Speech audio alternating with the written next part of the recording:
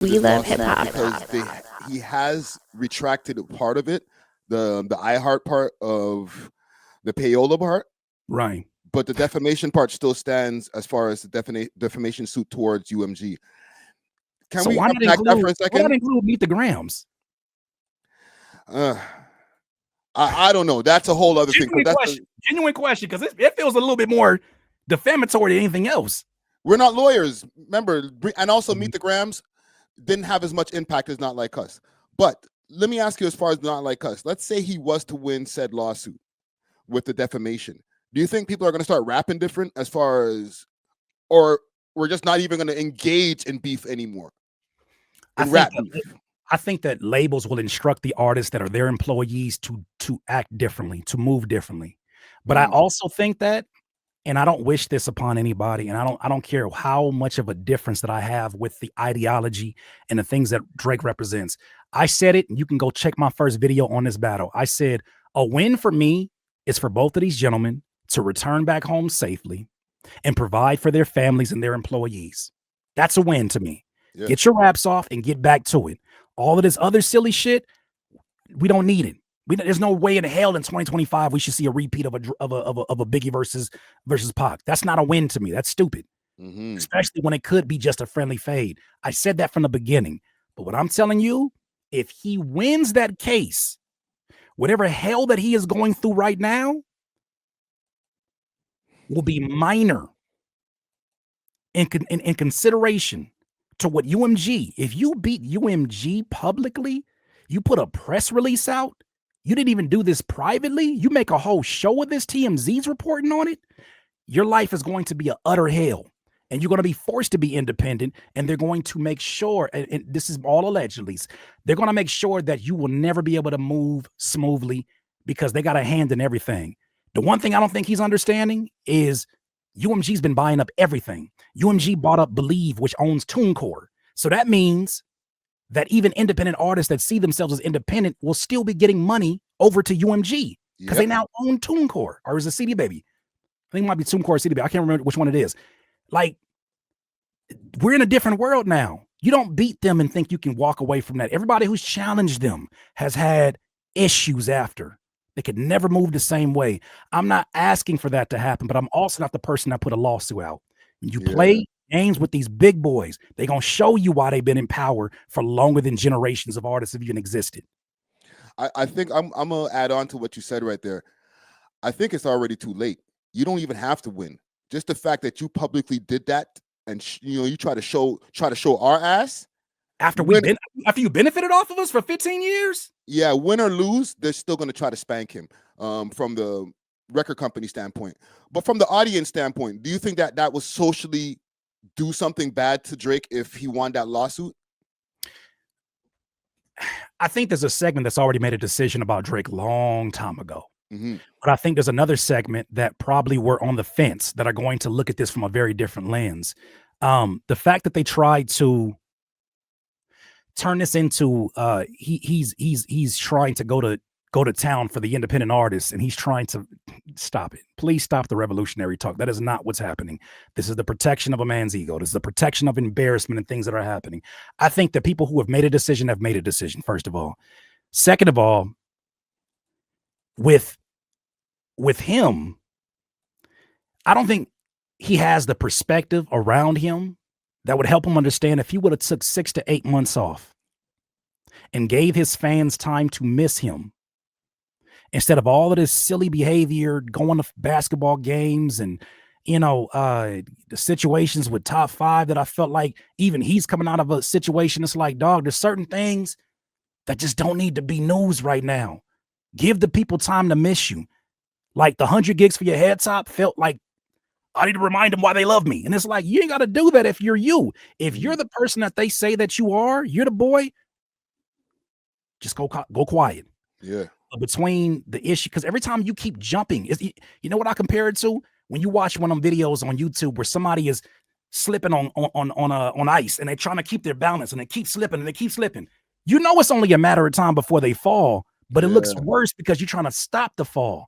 Take your L, get your basketball, go home, plan, plot, and then reemerge and remind people why the fuck you are who you say you are. But it's hard to do that when you keep showing up and leave yourself open to embarrassment after embarrassment. Even when he wins Friday, I thought about this. Even when his album does well with Party Next Door, that's terrible for his case. Tell me because why. now you're showing, wait a minute, you're selling just as good as you ever sold after this situation. What case do you have to stand on? The moment I saw Lucian Grange and Dr. Dre high-fiving, I said they have no fear at all about losing this case.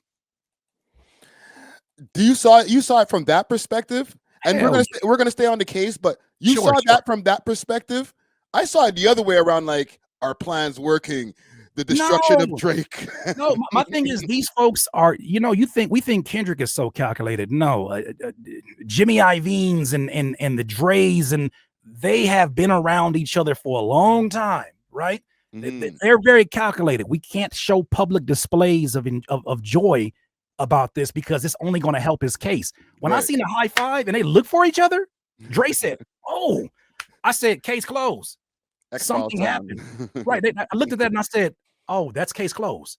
Because you wouldn't do that if you felt like there was a legitimate case that they could show, like the payola and all of this stuff. The thing about it is this, and this is the way I read it when the lawsuit first happened. How do you know that the treatment is unfair unless you yourself have been engaged in some of this unfair treatment? When you look at the specifics of some of the paperwork, it talks about certain people that were pro-Drake weren't around anymore. Those people who were pro-Drake, what was their responsibility? And why were they there if they were pro an artist and not the pro the label, right? Like, these are things that I look at and I'm like, do you understand that while you're telling on UMG, you're telling on yourself? Oh, it's the discovery mode. Wait, discovery mode is something that you've been able to take advantage of. Matter of fact, on Spotify, 2017, there were people that complained, users that complained, they were sick of seeing Drake's face on alternative rock playlists. Yeah, for views. So, like, you've enjoyed the benefits of being the golden child. And the moment that somebody else seems to be getting more prioritized because they have a song that's taking off, because these companies are not loyal to you, they're loyal to $1.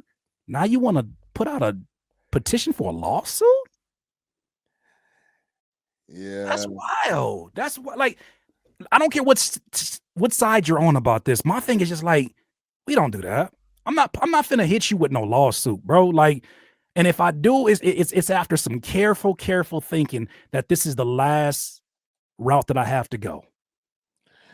Listen, I got to be honest when it comes to this lawsuit. I'm just hoping that there's something that, later on we get to find out that there's some noble reason that we just never seen.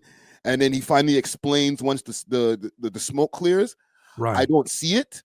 You know what I'm saying? Because I just don't. I'm not feeling it neither. But I'm as a supporter of Drake, as somebody who fucks with Drake. You know what I'm saying? I just don't want to be like, yo, bro, what are you doing? But in my mind, or like I've said publicly, what are you doing? However, right now he did take away he did retract the other part of the suit, the one versus iHeart for payola. Why do you think that happened? And they settled out, or they decided amicably to not pursue that lawsuit. Because payola exists. Yeah, well, yeah, for sure. and it doesn't just exist for the scenario that they're trying to focus on. It exists for everybody who plays this game. Yes. Do you really want court documents pulling through all of this paperwork? Like, to me, someone said it, this is classic narcissist. I was able to enjoy the benefits of being the golden child when it was my time. Now that the tables have turned, let's change the whole thing. Let's get revolutionary. No, that's not revolutionary. That's like joining in white supremacy and then saying we need to take down this regime after I'm rich.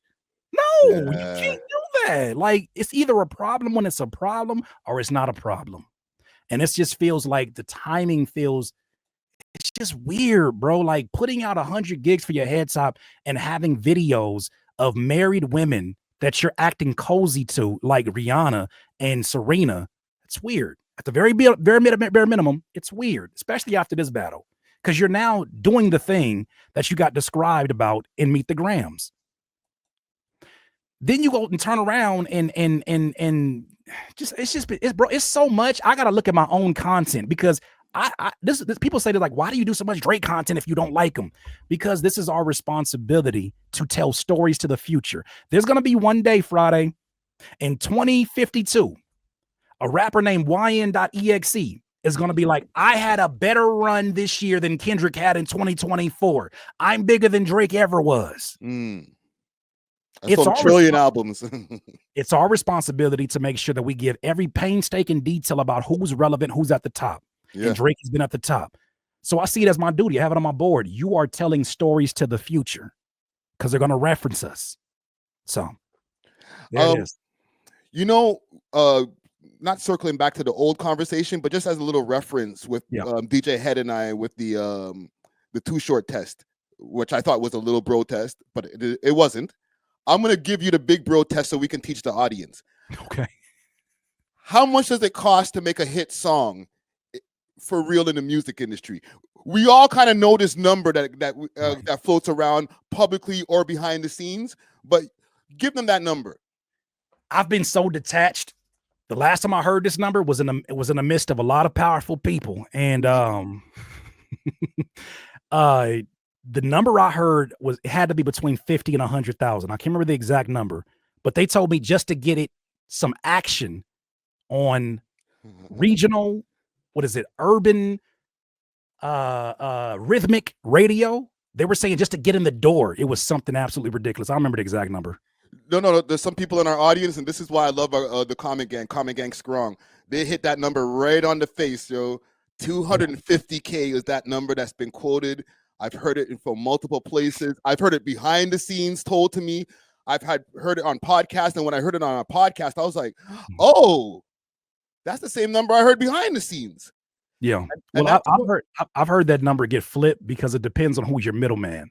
Some people share the same middleman. So when they talk about walking these records in yourself to these places, it's a different price than when you got to go to that middleman that's going to promise you Billboard, that's going to promise you. I think that number is the number when somebody is doing an advertisement unofficially through other people. If you really want to keep it funky. I just don't want to put nobody business out there. Yeah, and listen, I'll rat. It comes in the form of not just paying the DJs. That's old school shit. That's old school. Right? You know, it's impressions, getting people to vote for, you know, if they're still calling in and doing votes, they're doing that. You can pay a bunch of people $150 to do that all day.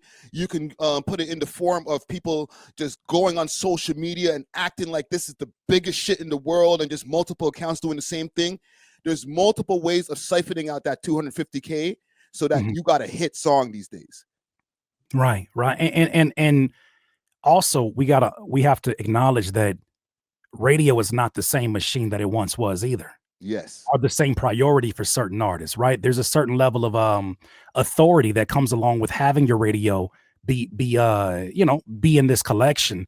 But there are other people like shout out to LaRussell again, who have been very, very open about if you got $250,000, you better not be trying to push that.